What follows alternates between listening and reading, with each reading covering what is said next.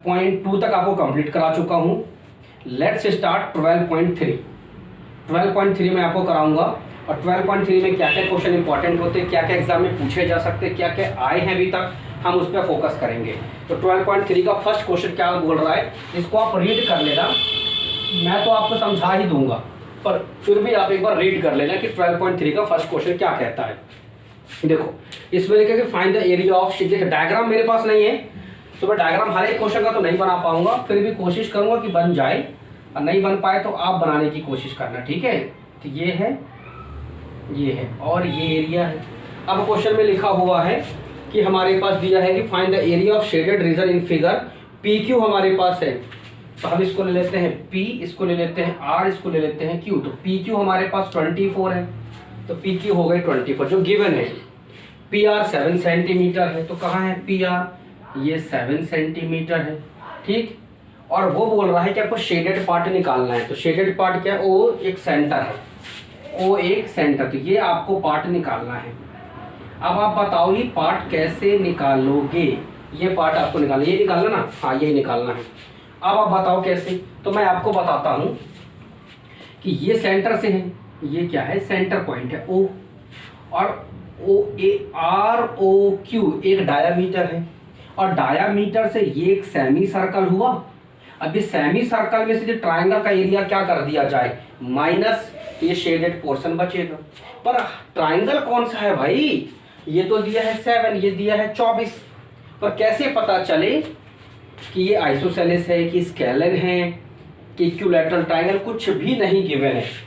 तो हम एक चीज जानते हैं, 9th क्लास में हमने पढ़ा था कि जब कभी भी सर्कल बने तो सर्कल की जो डायामीटर से बनने वाला जो एंगल होता है वो ऑलवेज 90 डिग्री का बनता है। क्या बनता है ना, मतलब कोई भी एंगल बने, कहीं भी बने, तो वो 90 डिग्री का बनता है।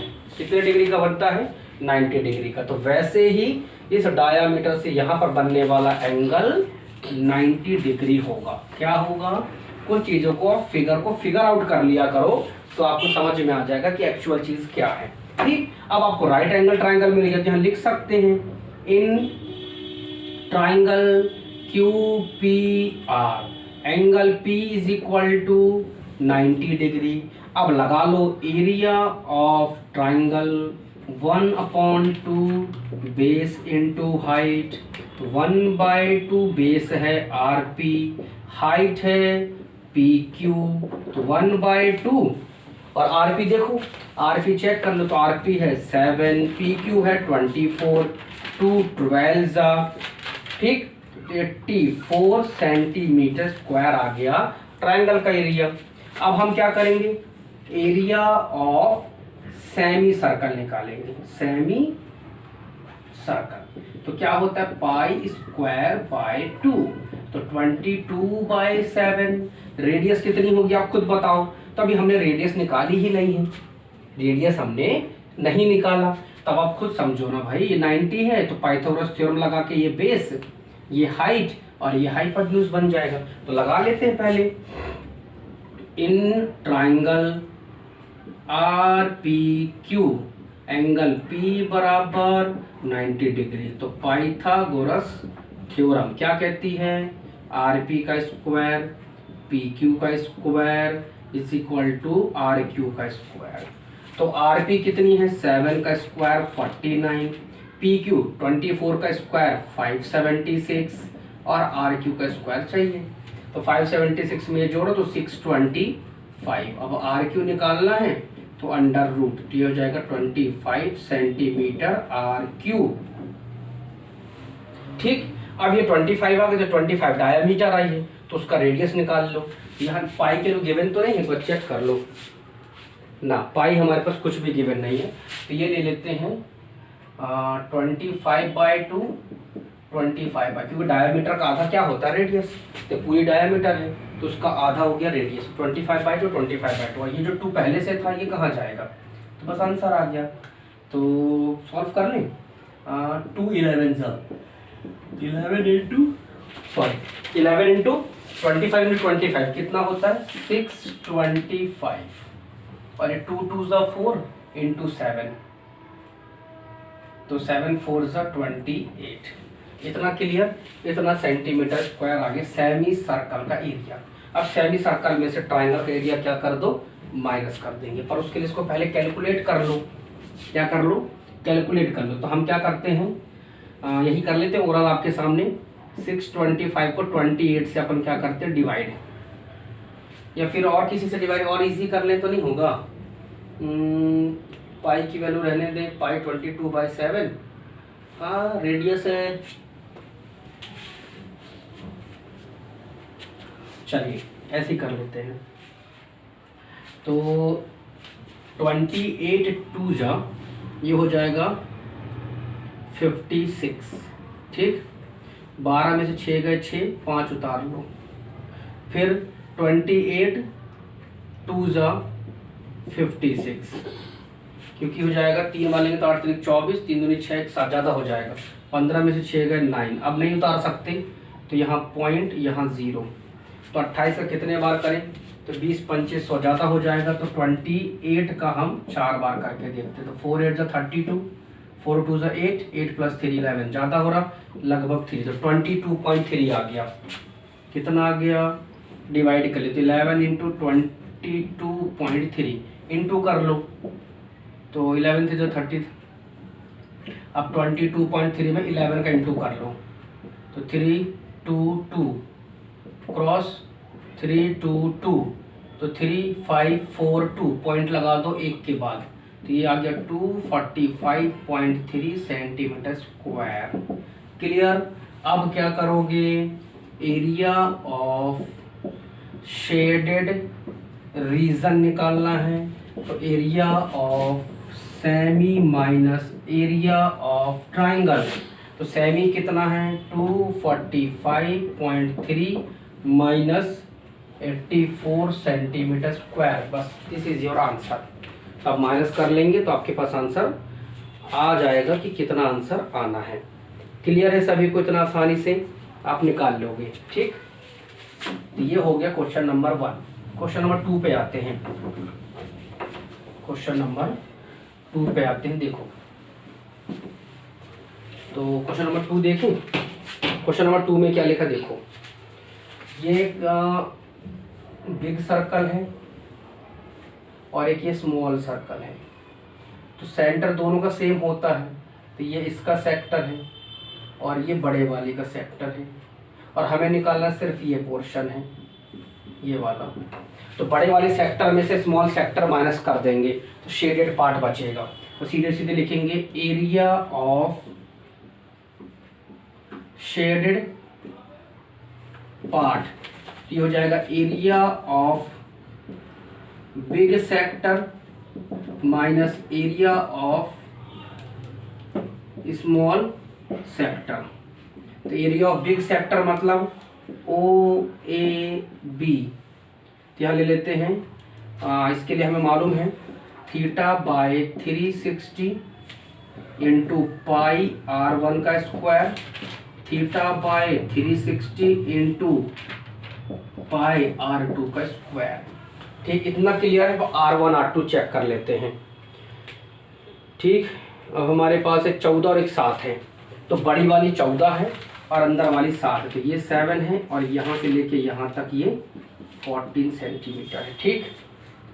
2 रेडियस क्लियर है। ये एंगल हमारे पास 40 डिग्री दिया हुआ है, ठीक। अब देखो, तो बेटा आपको दिख रहा सब सेम है, तो θ/360 पुट कर लो 40, पाई की वैल्यू भी बाहर ले लो, तो बचा क्या R1 स्क्वायर माइनस R2 का स्क्वायर, 0049 तो 1/9, और ये पाई। R1 की वैल्यू कितनी है 14 का स्क्वायर और ये 7 का स्क्वायर। तो आपको मालूम है a square minus b square क्या होता है, सॉल्व कर लो। तो 1/9 22/7, तो a square minus b square, एक बार a प्लस b एक बार a माइनस b, तो 14 + 7 21, यही होगा ना। और एक बार 7, एक बार प्लस कर दिया और एक बार क्या कर दिया, माइनस कर दिया। अब देखो 7 से 7 कट, 3 3 3 7 सा, तो ये करीब आ गया 7 2 14, 154/3 सेंटीमीटर स्क्वायर। तो ये एरिया आ गया इतना आप सॉल्व कर लेना, निकाल लेना, इसके मेथड से आपका आंसर आ गया। तो इस तरीके से आप बहुत सारे क्वेश्चन कर सकते हो। अब नेक्स्ट ध्यान दो, थर्ड क्वेश्चन देखते हैं। थर्ड क्वेश्चन में हमारे पास फिगर दिया हुआ है, ये मान लेते हैं स्क्वायर है, ठीक है। इस स्क्वायर में से ये क्या है, एक सेमी सर्कल है, अनदर सेमी सर्कल है, और हमें निकालना ये वाला पार्ट है। तो हम क्या करेंगे, फिर से वही area of shaded part is equal to area of square minus area of circle. क्यों बेटा सर्कल? क्योंकि आप ये बताइए, यदि हम पूरे स्क्वायर में से ये सेमी माइनस कर दे तो पूरा वो क्या बन जाता है, सर्कल। तो चेक कर लेते हैं, एरिया ऑफ स्क्वायर क्या होता है, साइड इंटू साइड। तो साइड कितनी दी है स्क्वायर की, 14 सेंटीमीटर दी हुई है। कितनी है, 14 है। ये 14 into 14 minus area of circle क्या होता है, पाई आर स्क्वायर। तो पाई इंटू रेडियस कितनी होगी। तब आप खुद सोचो, यदि ये पूरी 14 है तो 14 का आधा क्या होती है, रेडियस। ये 7 इंटू 7 हो गई। तो 14 इंटू 14 कितना होता है, 196। और ये 22/7 इंटू 7 इंटू 7। कुछ नहीं कर रहे, सिर्फ रख रहे हैं। ये 7 से 7 कट, 196 में से ये इंटू कर लो तो 154 कट। तो 6 में से 4 गए 2, 9 में से 5 गए 4। ये सेंटीमीटर स्क्वायर क्या आ गया, एरिया आ गया। क्या आ गया, एरिया आ गया। तो इस तरीके से आप, बहुत आसान है, बस आपको मेथड फॉलो करना है और आंसर आ जाएंगे। फोर्थ क्वेश्चन देख लो।